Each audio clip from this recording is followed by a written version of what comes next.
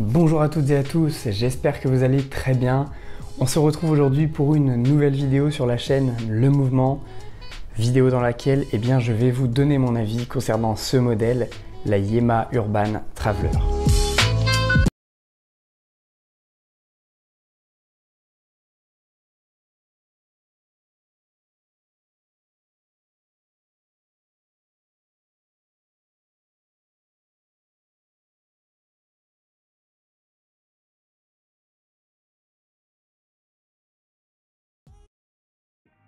Alors ce modèle, je vous l'ai présenté en détail dans une vidéo que je vous mettrai bien entendu en annotation et en description. Je vous invite à aller la voir après cette vidéo pour en savoir davantage sur les caractéristiques techniques et les spécificités de ce modèle. On va commencer par les points positifs, les points qui m'ont vraiment attiré sur ce modèle, les points qui m'ont vraiment plu. Je peux vous dire qu'il y en a un certain nombre puisque j'ai décidé de faire l'acquisition de ce modèle. Le premier point positif, il va évidemment concerner le design du modèle. C'est un design auquel je suis tout à fait sensible, je ne sais pas ce que vous en pensez, mais je trouve que le travail de Yema sur le cadran, sur le bracelet est vraiment très bien réalisé. On a donc des finitions, comme vous le voyez, nid d'abeille sur le fond du cadran, un cadran texturé qui propose beaucoup de relief et des finitions tout à fait agréables à regarder. La couleur, bien entendu, les couleurs sont assez sympathiques de la part de Yema. On a donc le cadran saumon, le cadran blanc et le cadran bleu ciel. J'ai une belle préférence pour le cadran saumon qui est un cadran et une couleur de cadran qui revient à la mode ces derniers temps. Au-delà du cadran saumon, on a les index et les aiguilles. On a ces aiguilles et ces index qui correspondent et qui sont parfaitement adaptés au style de la montre, avec, vous le voyez, un intérieur blanc qui les fait vraiment ressortir et qui permet une très bonne lisibilité.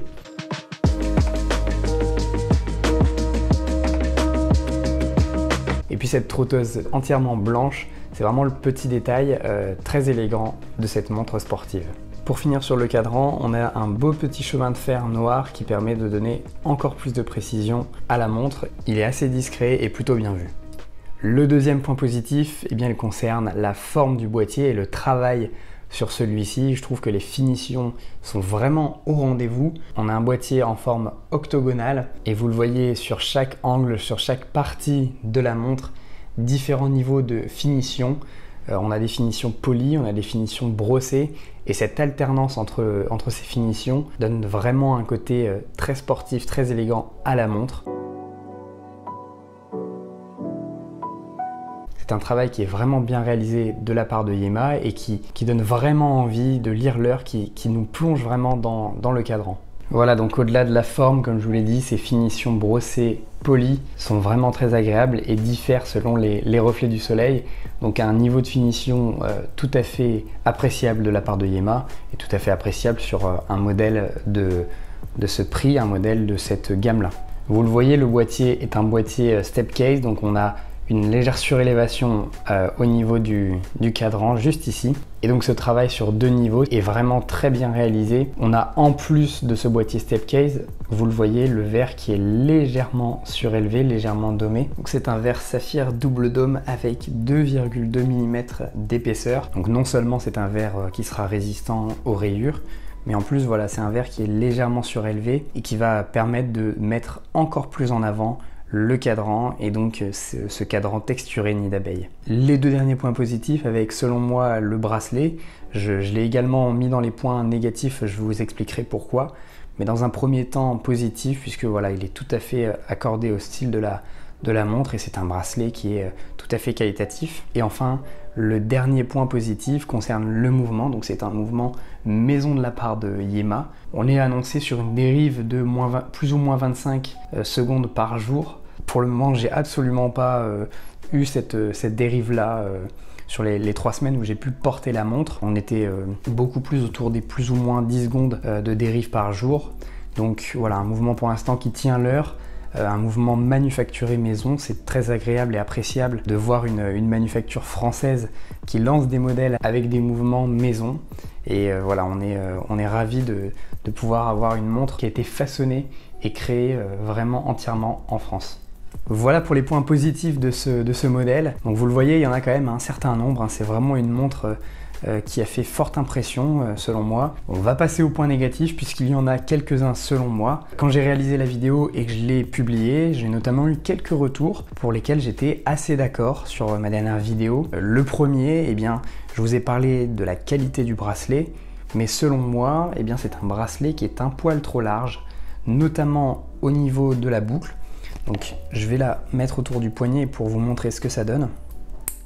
Je pense que Yema a vraiment voulu faire de ce bracelet un élément important de la montre. La manufacture aurait peut-être gagné avec ce modèle à faire un bracelet légèrement plus fin au niveau de la boucle.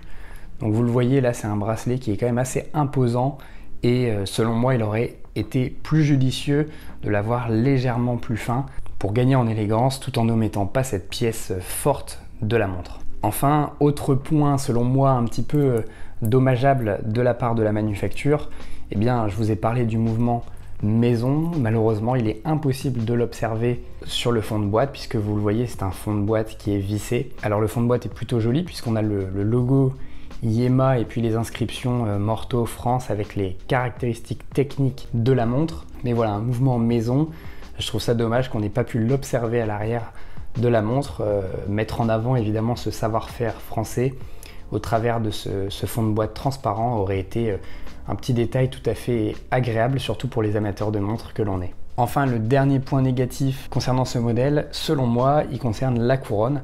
Alors c'est une couronne qui est poussée avec le logo Yema juste ici, mais malheureusement je trouve qu'elle est assez difficile à prendre en main. Il est quasiment impossible pour moi de régler l'heure pendant que je porte la montre. Donc je suis obligé, si vous voulez, à chaque fois eh bien, de retirer la montre pour pouvoir attraper la couronne juste derrière et la lever. Voilà, c'est un petit détail, mais je trouve qu'il était quand même à souligner parce qu'on a une couronne qui est assez imposante et pour autant sa prise en main n'est pas la plus facile du monde. Donc voilà, un dernier petit point négatif si on devait en ajouter et si on devait être assez tatillon sur ce modèle. Voilà, en omettant ces trois petits points négatifs qui selon moi pourraient être corrigés à l'avenir dans une future collection, je trouve vraiment cette montre très équilibrée, très intéressante de la part de Yema dans cette gamme de prix avec ce design assez fort, ce niveau de finition et ses caractéristiques techniques. Donc voilà, on sent une montre assez résistante avec l'acier et le saphir. Le cadran bien entendu est superbe avec cette finition nid d'abeille qui varie selon l'angle et selon les reflets du soleil.